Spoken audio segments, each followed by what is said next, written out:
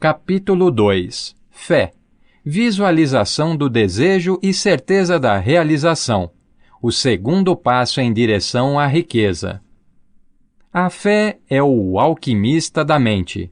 Quando a fé se junta à vibração do pensamento, o subconsciente logo se apossa da combinação, transformando-a em seu equivalente espiritual, que é então transmitido para a inteligência infinita, como no caso da prece. Entre as emoções positivas, a mais poderosa são a fé, o amor e o sexo. Quando as três se combinam, produzem o efeito de, entre aspas, colorir a vibração do pensamento, de maneira que chegue de imediato ao subconsciente, onde é transformada em seu equivalente espiritual, sendo essa a única forma de se obter uma resposta da inteligência infinita. O amor e a fé são psíquicos, relacionados ao lado espiritual do homem. O sexo é puramente biológico e relacionado somente ao físico. A mistura ou combinação dessas três emoções abre uma linha direta de comunicação entre a mente finita e pensante do homem e a inteligência infinita. Como desenvolver a fé? Abre aspas. A fé é um estado de espírito que pode ser induzido ou criado pela afirmação ou repetição de instruções ao subconsciente, empregando-se o princípio da autossugestão. Fecha aspas. Essa frase oferece uma boa explicação para a importância do princípio da autossugestão na transmutação do desejo em seu equivalente material ou monetário. À guisa de ilustração, considere o propósito para o qual, supostamente, você está lendo este livro. O objetivo imediato é, de certo, adquirir a habilidade de transformar o intangível impulso mental do desejo em sua contrapartida material, ou seja, dinheiro. Seguindo as instruções apresentadas nos capítulos sobre autossugestão e subconsciente, você pode convencer o seu subconsciente da sua crença de que receberá aquilo que está pedindo. O subconsciente, então, agirá com base nessa crença, desenvolvendo-a em forma de fé, seguida de planos definidos para a realização do seu objetivo. É extremamente difícil descrever o método para desenvolver a fé quando ela ainda não existe. É quase tão difícil quanto descrever a cor vermelha para um cego que nunca viu cores e não dispõe de qualquer elemento para estabelecer a comparação. A fé é um estado de espírito que pode ser desenvolvido pela vontade depois que você domina os 13 princípios, pois se desenvolve voluntariamente pela aplicação e pelo uso desses princípios. O único método conhecido de desenvolvimento voluntário da fé é a repetição afirmativa de ordens ao subconsciente. Talvez o significado fique mais claro a partir dessa explicação de um famoso criminalista sobre como os homens se tornam criminosos. Abre aspas. Quando, pela primeira vez, o indivíduo entra em contato com o crime, ele o abomina. Se mantém o contato por algum tempo, acostuma-se e o suporta. Se continua em contato por mais tempo, acaba por aceitá-lo, sendo dominado por ele. Fecha aspas. Isso equivale a dizer que qualquer impulso mental repetidamente transmitido ao subconsciente acaba por ser aceito e influenciado por ele, que então o traduz em seu equivalente material por meio dos processos mais práticos disponíveis. Agora, veja esta afirmativa. Abre aspas. Todos os pensamentos combinados a sentimentos e a fé começam imediatamente a transformar-se em seus equivalentes ou contrapartidas materiais. Fecha aspas. As emoções ou a porção, entre aspas, sentimental dos pensamentos são fatores que emprestam vitalidade e ação a esses pensamentos. Fé, amor e sexo, quando combinados a qualquer impulso mental, provocam uma ação maior do que qualquer um deles, isoladamente. Não são somente os impulsos mentais misturados à fé que podem atingir e influenciar o subconsciente, mas também os que foram mesclados a qualquer emoção, seja ela positiva ou negativa. A partir dessa afirmativa, você pode entender que o subconsciente dispõe da mesma agilidade para transformar em seu equivalente material tanto um impulso mental de natureza negativa ou destrutiva, quanto o impulso mental de natureza positiva ou construtiva. Deve-se a isso o estranho fenômeno que milhões de pessoas experimentam e que chamam de, entre aspas, azar ou, entre aspas, má sorte. Existem milhões de indivíduos que se acreditam, entre aspas, condenados à pobreza e ao fracasso por alguma estranha força sobre a qual creem não ter controle. São eles os criadores da própria infelicidade, em razão dessa crença negativa que é captada pelo subconsciente e traduzida em seu equivalente material. Este é o momento apropriado para reiterar que você pode transmitir ao seu subconsciente qualquer desejo que queira traduzir em seu equivalente material ou financeiro, mantendo-se num estado de expectativa ou crença de que essa transmutação realmente ocorrerá. A fé é o elemento que determina a ação do subconsciente. Não há nada que impeça você de, entre aspas, enganar o seu subconsciente, dando-lhe instruções por meio de autossugestão, como eu enganei o subconsciente do meu filho. Para fazer com que esse, entre parênteses, estratagema pareça mais real, sempre que você conversar com o seu subconsciente, proceda exatamente como se já possuísse o bem material que deseja. Qualquer ordem transmitida ao subconsciente em um estado de crença ou fé, a certeza de que será obedecida, será por ele transformada em seu equivalente material, pelos meios mais práticos e diretos que estiverem disponíveis. Certamente, você já possui material suficiente para estabelecer um ponto de partida para a experiência e a prática, por meio das quais poderá adquirir a capacidade de integrar a fé a qualquer ordem dada ao subconsciente. A perfeição vem com o exercício, não basta ler as instruções. Sendo verdade que se pode virar criminoso pela associação com o crime, e esse é um fato conhecido, é igualmente verdadeira a ideia de ser possível desenvolver a fé pela sugestão intencional ao subconsciente. A mente acaba por absorver a natureza das influências que a dominam. Compreenda essa verdade e saberá por que é essencial saber das emoções positivas as forças dominantes da sua mente, eliminando as emoções negativas.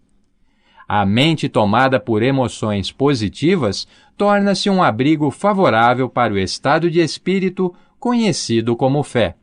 A fé pode, à vontade, transmitir ao subconsciente instruções que são aceitas e rapidamente postas em ação. A autossugestão pode induzir a fé. No decorrer dos tempos, os religiosos sempre aconselharam a humanidade a, abre aspas, ter fé, fecha aspas, nisso ou naquilo, neste ou naquele dogma ou credo, mas não lograram dizer ao povo como conseguir. Não explicaram que, abre aspas, a fé é um estado de espírito que pode ser induzido pela autossugestão, fecha aspas. Em linguagem acessível, vamos ver tudo o que sabemos sobre o princípio pela qual a fé pode ser criada ou desenvolvida. Tenha fé em você, fé no infinito. Antes de começar, vamos relembrar que fé é o, entre aspas, eterno elixir que dá vida, poder e ação ao impulso mental. A frase anterior merece ser lida 2, 3, 4 vezes e em voz alta. Fé é o ponto de partida para toda a acumulação de riqueza.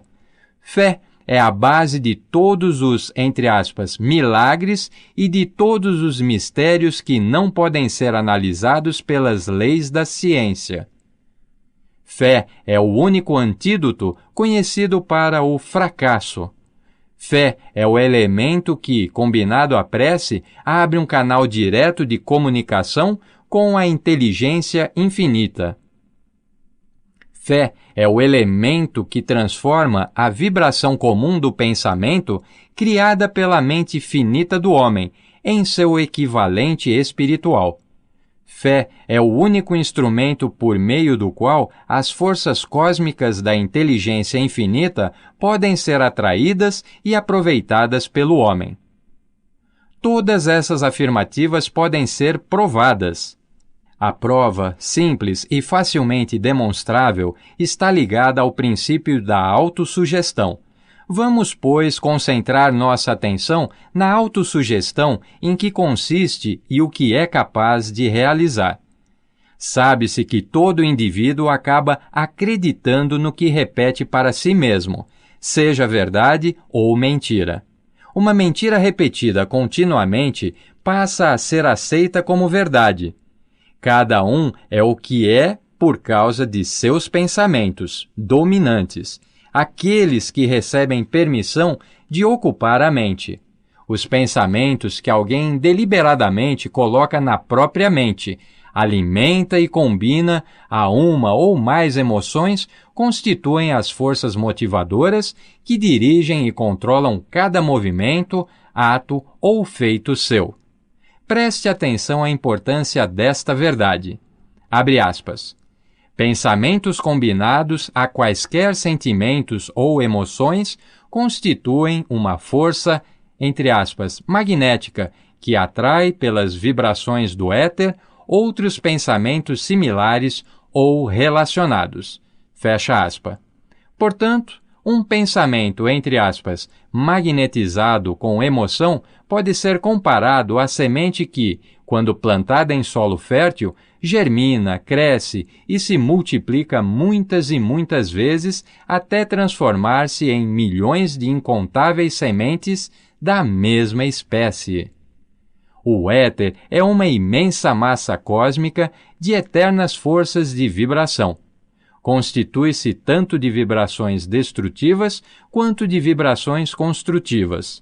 Carrega sempre vibrações de medo, pobreza, doença, fracasso, miséria, bem como vibrações de prosperidade, saúde, sucesso e felicidade, tão certo como carrega, por meio do rádio, o som de centenas de orquestrações musicais e centenas de vozes humanas, todas mantendo sua individualidade e suas formas de identificação.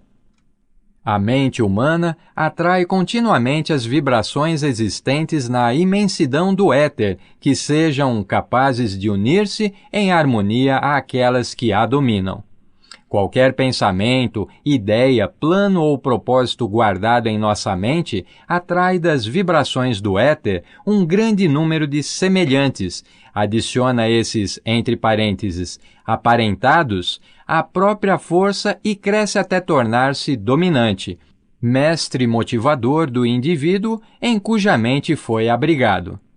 Agora voltemos ao ponto de partida. Vamos ver como a semente original de uma ideia, plano ou propósito pode ser plantada na mente.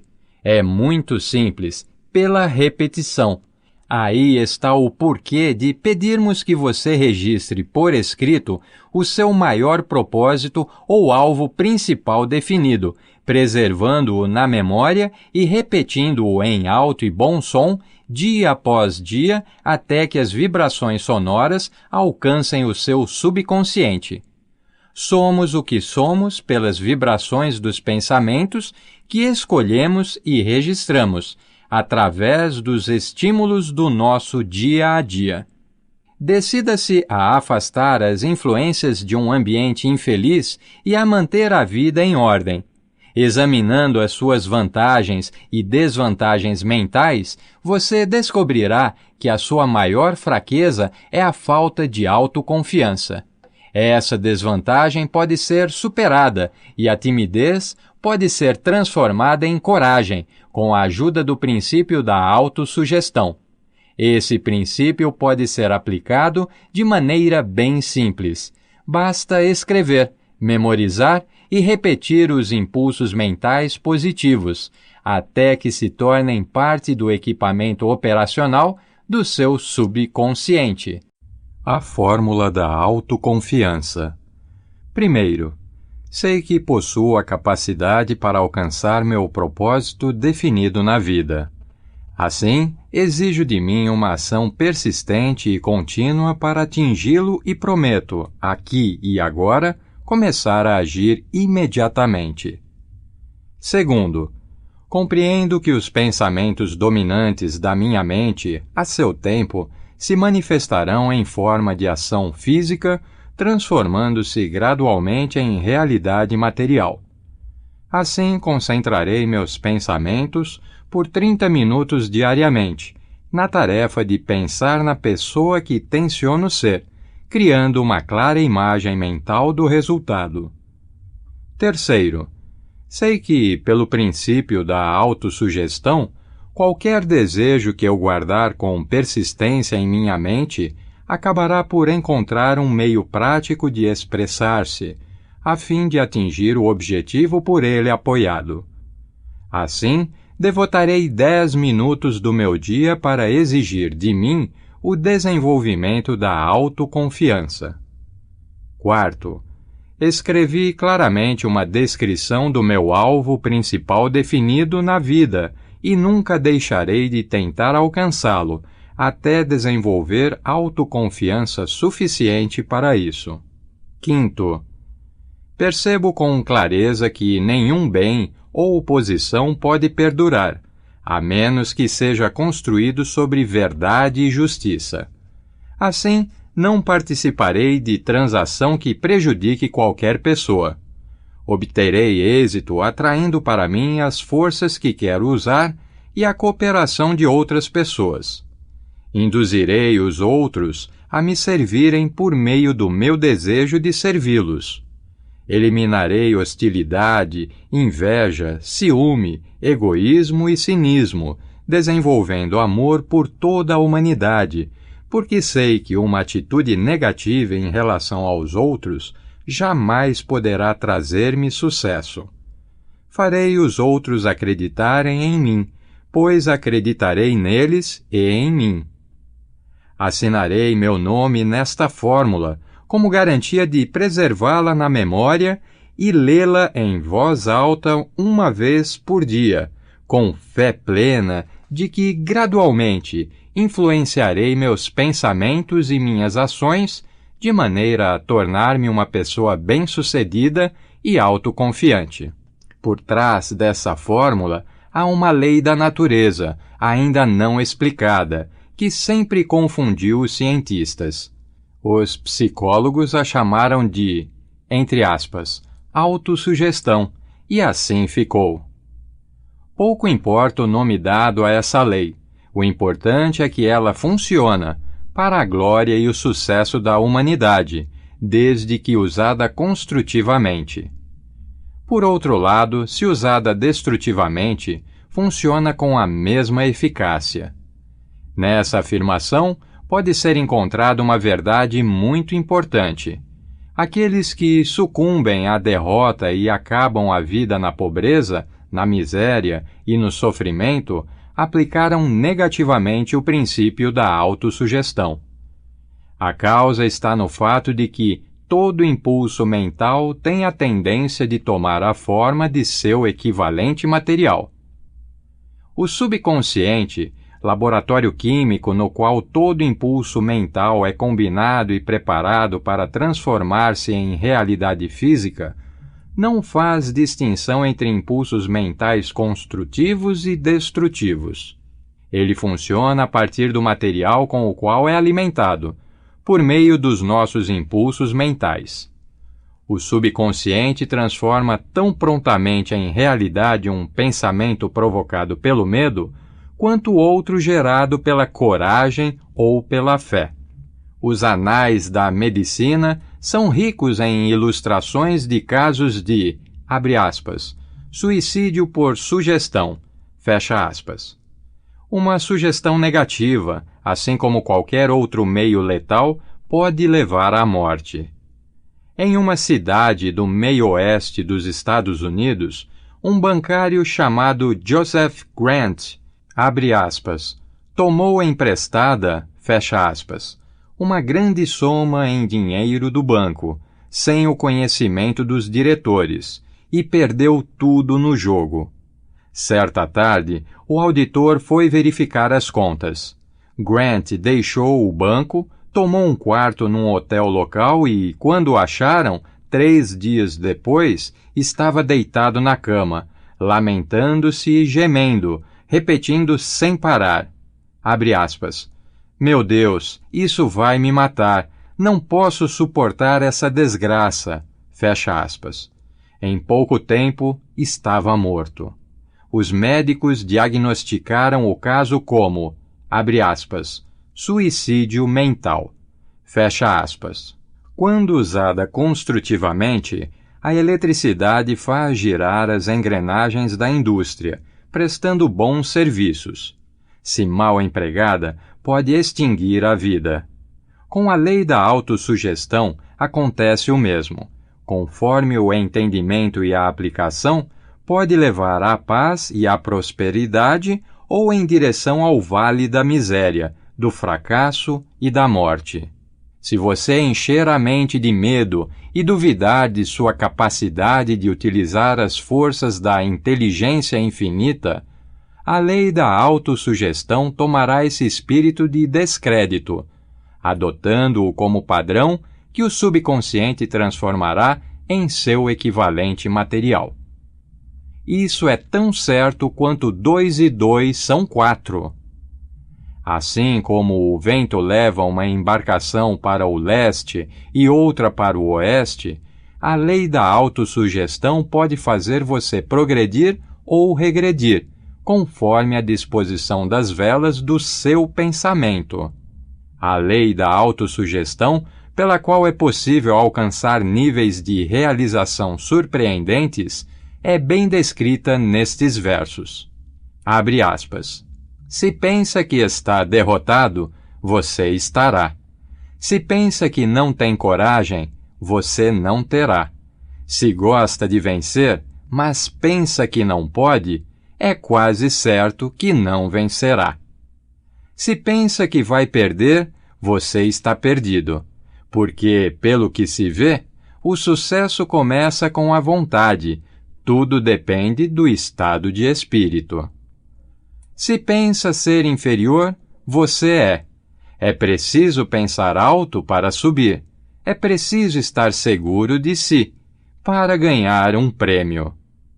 As batalhas da vida nem sempre são vencidas, pelo mais forte ou pelo mais rápido, mas cedo ou tarde vencerá aquele que pensa que pode.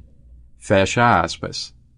Observe as palavras em destaque e vai captar exatamente o que o poeta quis dizer.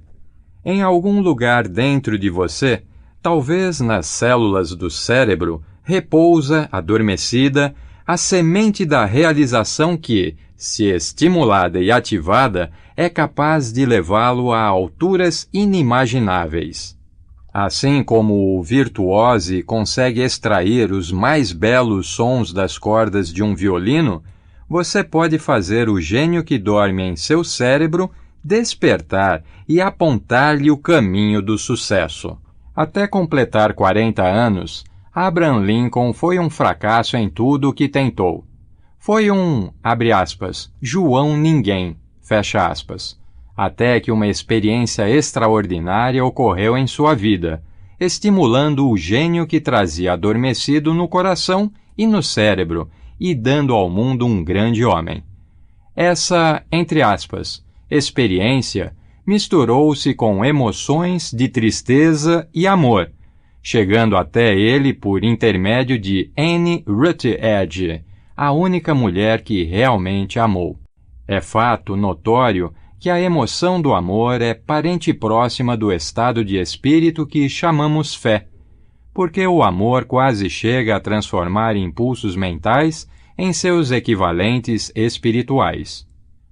Durante o trabalho de pesquisa para esse livro, com a análise das vidas e dos feitos de centenas de indivíduos que alcançaram realizações extraordinárias, ficou claro que, por trás de quase todos eles, havia o amor de uma mulher. A emoção do amor cria, no coração e no cérebro humanos, um campo favorável de atração magnética que causa um afluxo das mais elevadas e melhores vibrações em suspensão no espaço. Se deseja comprovar o poder da fé, estude as realizações de homens e mulheres que a empregaram. No topo da lista vem o Nazareno. O cristianismo é a maior força a influenciar a mente dos homens. A base do cristianismo é a fé, não importa quantos possam ter deturpado ou interpretado equivocadamente o significado dessa grande força, tampouco quantos dogmas e crenças que não refletem sua doutrina tenham sido criados em seu nome.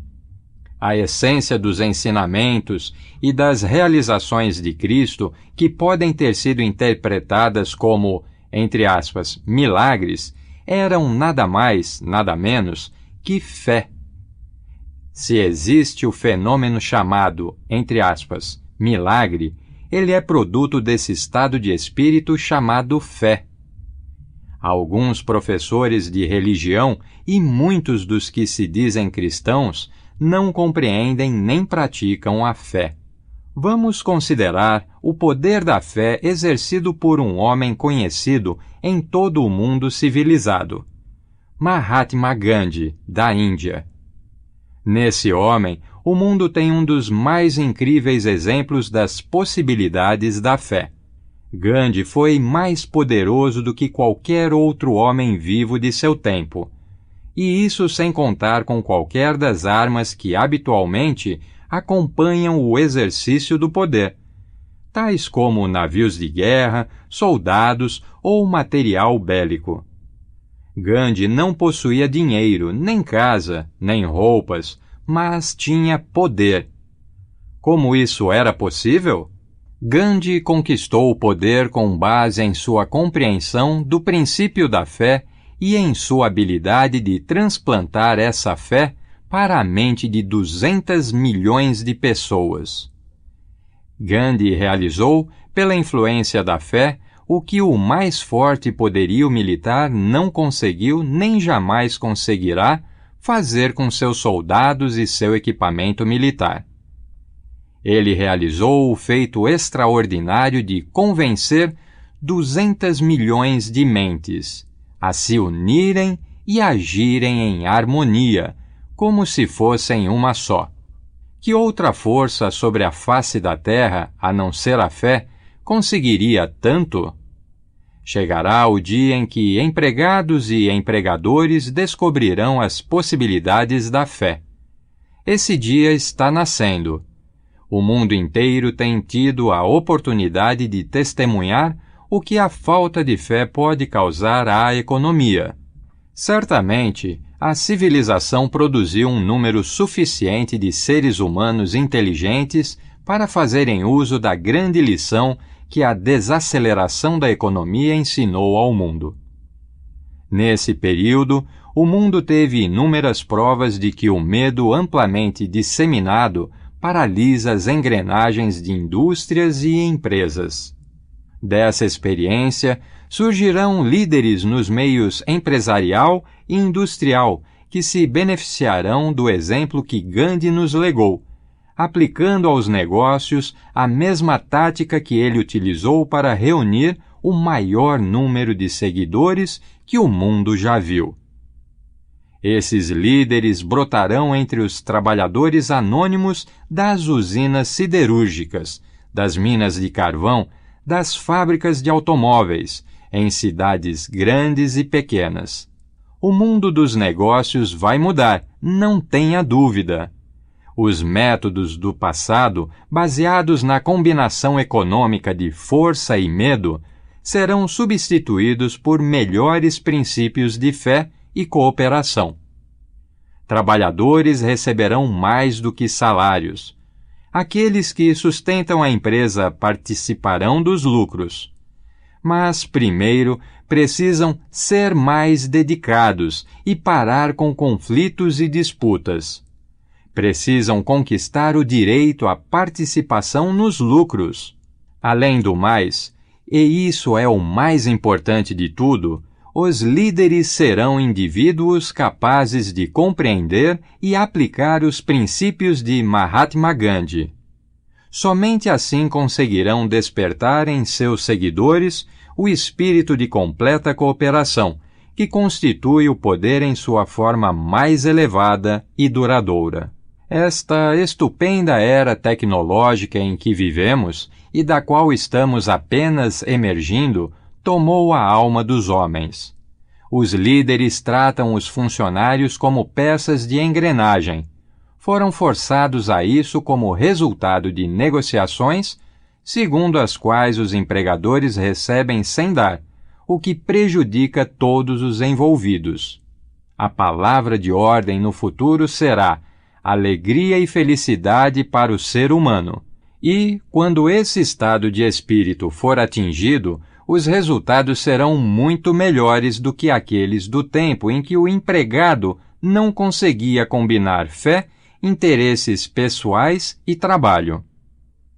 Devido à necessidade de fé e cooperação na administração de empresas e indústrias, será interessante e proveitoso analisarmos um evento que possibilita a perfeita compreensão do método pelo qual industriais e empresários acumularam grandes fortunas: dar antes de tentar receber.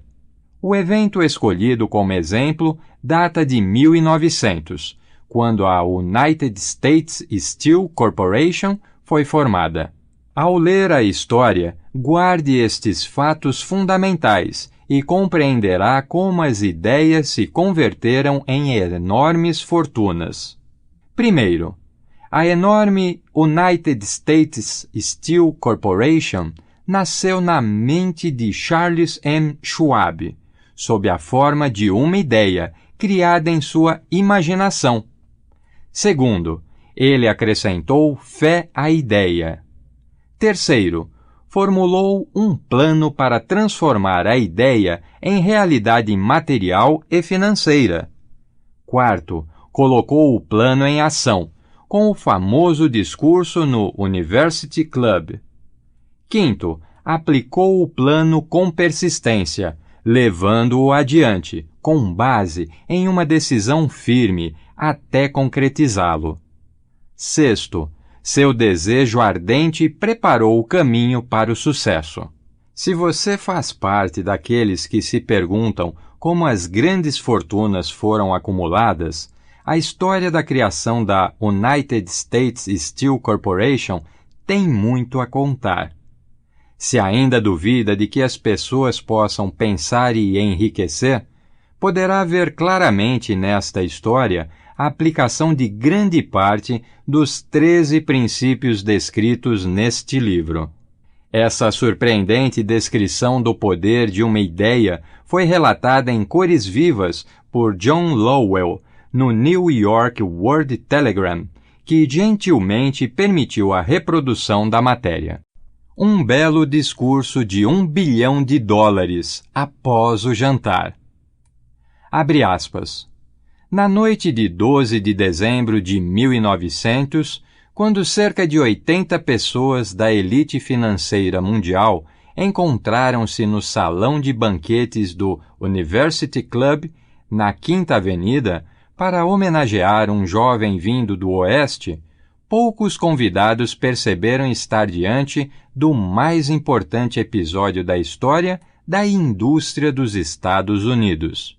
J. Edward Simmons e Charles Stewart Smith, muito agradecidos pela hospitalidade com que foram recebidos por Charles M. Schwab na visita que haviam feito pouco tempo antes a Pittsburgh, organizaram um jantar para apresentar o, abre aspas, homem do aço, fecha aspas, de 38 anos, a nata da sociedade financeira do leste. Não esperavam, porém, o impacto que ele causaria na reunião.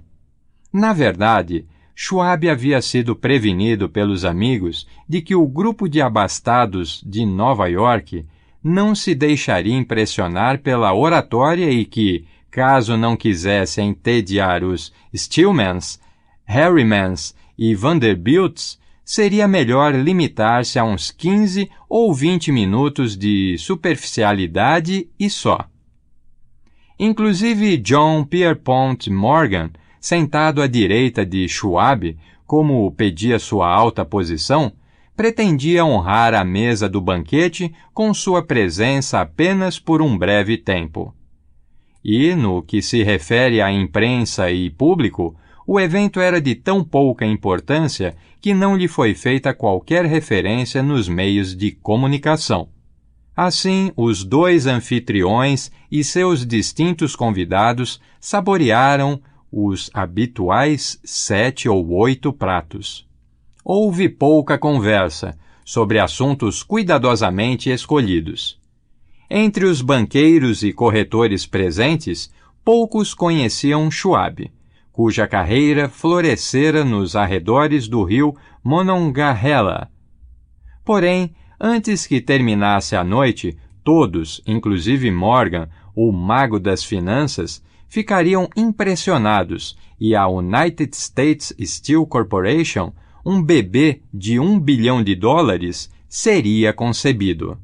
É pena que nenhum registro do discurso de Charles Schwab no jantar tenha sido feito.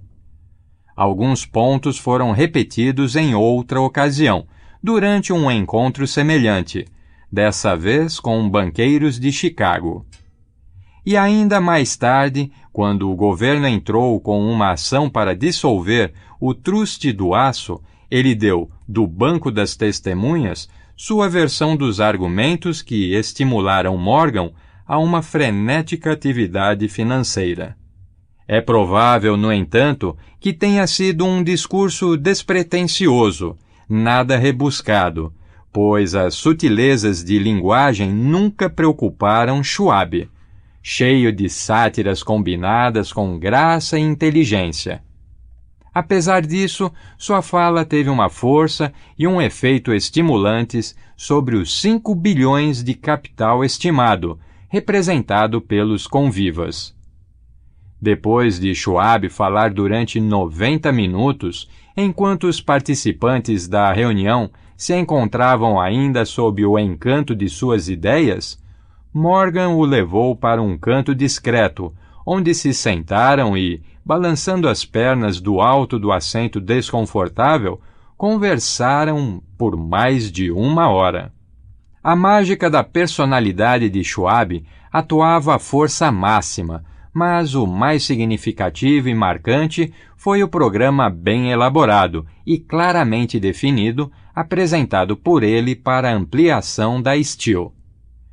Muitos tentaram fazer Morgan se interessar pela formação de um truste do aço, à maneira das associações de biscoitos, arames, açúcar, borracha, uísque, óleo ou goma de mascar. John W. Gates, sempre ousado, pressionou-o, mas Morgan não confiou nele. Os jovens Moore, Bill e Jim, corretores de ações de Chicago, responsáveis pela união de um truste de fósforos com uma empresa de biscoitos, também insistiram e falharam. Albert H. Gary, o sisudo advogado, desejou promover o assunto, mas não era suficientemente bom para impressionar.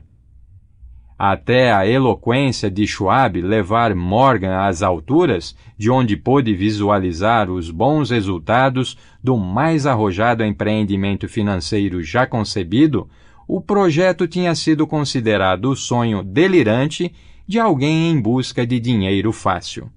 O magnetismo financeiro que começou, na geração anterior, a atrair milhares de companhias pequenas e, às vezes, mal administradas, para grandes e competitivas associações, tornou-se atuante no mundo do aço pelos meios técnicos desse jovial pirata dos negócios, John W. Gates.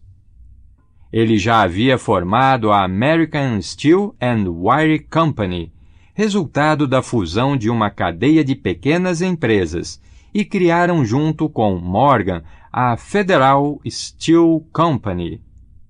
A National Tube e a American Bridge eram duas outras firmas de Morgan, e a Moore Brothers havia abandonado o negócio dos fósforos e dos biscoitos para formar o grupo americano, setores de folha de Flandres, de aros de aço, de chapas de aço e a National Steel Company. No entanto, essas associações eram insignificantes, se comparadas ao gigantesco truste vertical de Andrew Carnegie, com 53 sócios e proprietários. As empresas podiam associar-se à vontade, mas, ainda que operassem em bloco, não representariam qualquer ameaça à organização de Carnegie, e Morgan sabia disso. O excêntrico velho escocês Carnegie também o sabia. Das magníficas alturas do castelo Esquibo, ele havia percebido, primeiro com deleite e depois com ressentimento, as tentativas de inclusão das pequenas empresas de Morgan em seu negócio. Quando as tentativas começaram a tornar-se ousadas demais, a disposição de Carnegie traduziu-se em raiva e retaliação, e ele decidiu copiar cada uma das fábricas rivais. Até aí, não havia demonstrado interesse em arames, aros ou lâminas. Ao contrário, ficava satisfeito em vender para essas companhias o aço bruto e deixar que trabalhassem o material da forma que desejassem. Então, com Schwab e seu hábil tenente, planejou encostar os inimigos na parede. Assim, no discurso de Charles M. Schwab, Morgan viu a resposta para seu problema de associação. Um truste sem Carnegie, o maior deles todos, não seria um truste de forma alguma. Seria, como disse um escritor, um pudim de ameixas sem as ameixas. O discurso de Schwab, na noite de 12 de dezembro de 1900, embora não fosse uma clara afirmativa, sugeria, sem dúvida, que a enorme empresa de Carnegie poderia unir-se às de Morgan. Ele falou sobre o futuro do aço no mundo, a reorganização para a eficiência, a especialização, a dissolução das fábricas mal-sucedidas, com a concentração de esforços naquelas em crescimento, o comércio de minério, a economia nos departamentos administrativo e operacional e a conquista de mercados estrangeiros. Mais do que isso, disse aos especuladores presentes onde estavam os erros de sua habitual roubalheira. Seu propósito, ele concluiu, era criar monopólios, aumentar preços e obter gordos dividendos como prêmio. À sua maneira entusiástica, Schwab condenou o sistema. A falta de visão de tal política, disse aos ouvintes, ficava patente pelo aprisionamento do mercado em uma era em que tudo apontava para a expansão. Argumentou que o barateamento do custo do aço criaria um mercado em permanente expansão, com a descoberta de novos usos e a conquista de uma boa fatia do mercado mundial. Na verdade, embora não o soubesse, Schwab foi um apóstolo da moderna produção em massa. Assim, o jantar no University Club chegou ao fim. Morgan foi para casa pensar nas otimistas previsões de Schwab. Este voltou a Pittsburgh para dirigir o negócio de aço para W. Andra Carnegie, enquanto Gary e os demais retornaram ansiosos ao mercado de ações à espera do próximo movimento. Não foi preciso esperar muito. Morgan levou cerca de uma semana para digerir o grande número de razões que Schwab colocara diante dele. Quando teve certeza de que não resultaria dali uma indigestão financeira, chamou Schwab e o achou um tanto retraído. Schwab disse que o Sr. Carnegie poderia não gostar se descobrisse que o presidente de sua companhia flertava com o imperador de Wall Street, a rua na qual o chefe prometera jamais pisar. Então, foi sugerido por John W. Gates, o intermediário, que se Schwab por acaso estivesse no Bellevue Hotel, na Filadélfia, então J. P. Morgan poderia também estar lá por coincidência. No entanto, quando Schwab chegou, Morgan estava inconvenientemente adoentado em casa, em Nova York. Assim, pressionado pelo convite do superior, Schwab foi a Nova York e apresentou-se ao financista. Alguns historiadores econômicos acreditam que, do início ao fim da história, a cena foi dirigida por Andrew Carnegie. O jantar para Schwab, o famoso discurso, o encontro noturno no domingo entre Schwab e o rei do dinheiro seriam eventos arranjados pelo astucioso escocês. A verdade é exatamente o oposto. Quando Schwab foi chamado para fechar o acordo, ele não sabia se o chefinho, como Andrew era chamado, estaria disposto a ouvir uma oferta de compra, especialmente em se tratando de um grupo que, segundo ele, não tinha um só santinho entre seus integrantes. Mas Schwab foi para o encontro levando 6 folhas escritas de próprio punho, cheias de números precisos que representavam o valor concreto e a potencial capacidade de ganhos de cada uma das siderúrgicas que ele considerava estrelas essenciais no novo firmamento do metal. 4 homens estudaram os números a noite toda. O chefe, claro, era Morgan, firme em sua crença no direito divino do direito. 4 homens estudaram os números a noite toda. O chefe, claro, era Morgan, firme em sua crença no direito divino do dinheiro. Com ele estava seu aristocrático sócio, Robert Bacon, um cavalheiro e conhecedor do assunto.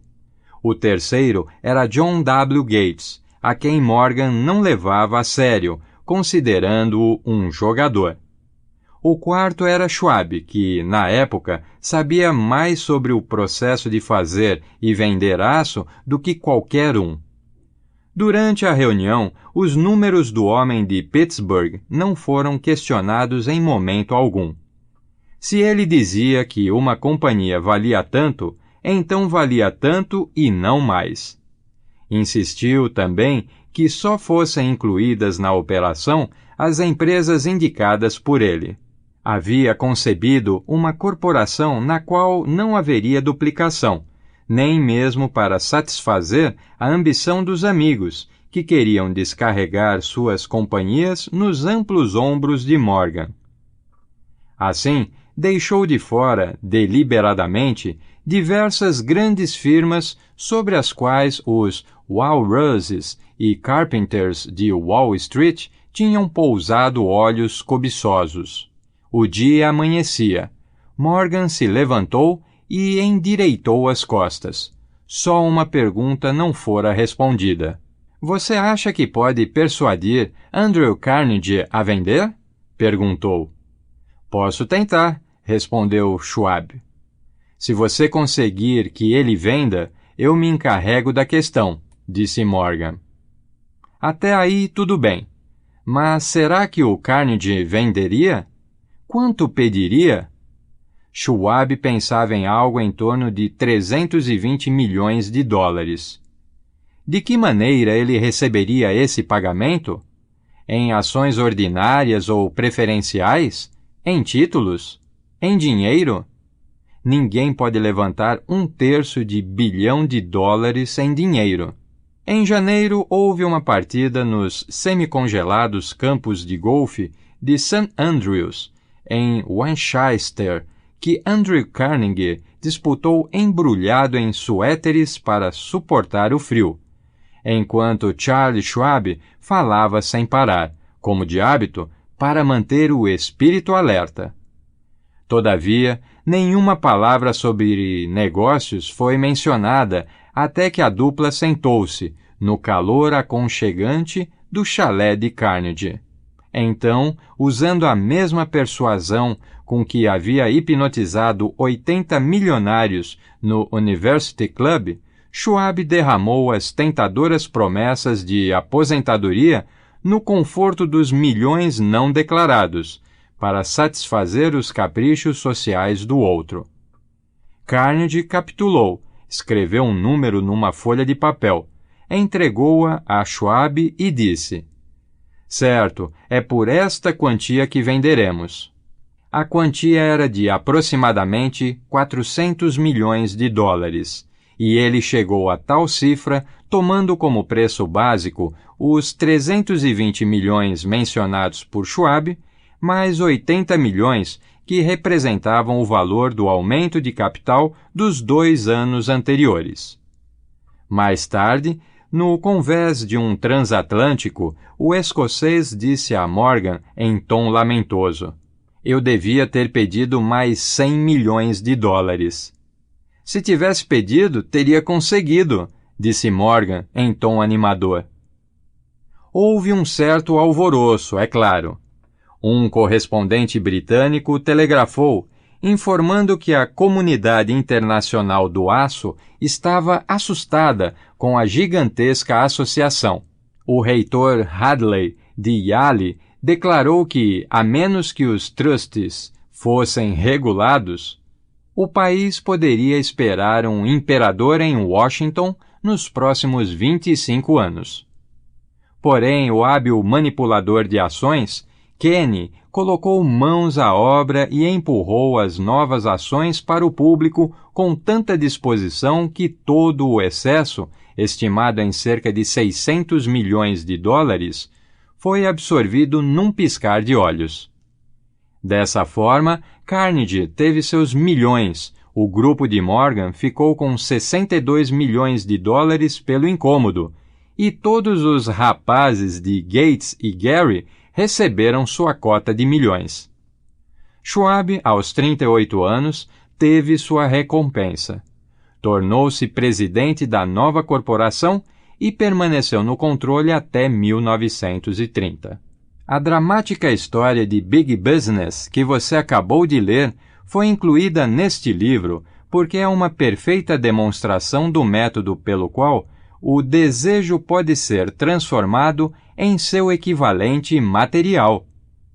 Imagino que alguns leitores questionarão a declaração de que um mero e intangível desejo possa converter-se em seu equivalente material. Não se pode converter nada em alguma coisa. A resposta está na história da United States Steel. Essa organização gigantesca foi criada na mente de um homem. O plano pelo qual a organização recebeu as usinas siderúrgicas que lhe deram estabilidade financeira foi criado na mente desse mesmo homem. Sua fé, seu desejo, sua imaginação, sua persistência foram os verdadeiros ingredientes que formaram a United States Steel. As siderúrgicas e o equipamento mecânico adquiridos pela corporação, depois que ela teve sua existência legalizada, foram secundários, mas uma análise cuidadosa mostrará o fato de que o valor estimado das propriedades adquiridas pela corporação aumentou mais ou menos em 600 milhões de dólares, simplesmente pela transação que as consolidou sob uma só administração. Em outras palavras, a ideia de Charles M. Schwab, mais a fé com que ela foi transportada para as mentes de J. P. Morgan e dos outros, foi vendida com um lucro de aproximadamente 600 milhões de dólares. Não é propriamente uma soma insignificante para uma ideia. O que aconteceu com alguns daqueles que pegaram sua parte no lucro de milhões de dólares resultante dessa transação é assunto que não nos preocupa no momento. O principal aspecto da extraordinária realização é que ela serve como prova inquestionável da importância da filosofia descrita neste livro, porque essa filosofia foi a base de toda a transação. Além disso, a viabilidade da filosofia ficou clara com a prosperidade da United States Steel Corporation, que se tornou uma das mais ricas e poderosas corporações dos Estados Unidos, empregando milhares de pessoas, desenvolvendo novos usos para o aço e abrindo novos mercados, provando assim que o lucro de 600 milhões de dólares, obtido com a ideia de Schwab, foi merecido. A riqueza começa em forma de pensamento. O volume da riqueza é limitado pela pessoa em cuja mente o pensamento é posto em ação. A fé remove as limitações. Lembre-se disso quando for negociar com a vida o preço daquilo que você quer. Lembre-se também de que o criador da United States Steel Corporation era praticamente desconhecido na época. Até dar à luz a sua famosa ideia, ele era apenas o homem de confiança de Andrew Carnegie. Depois disso, galgou rapidamente uma posição de poder, fama e riqueza.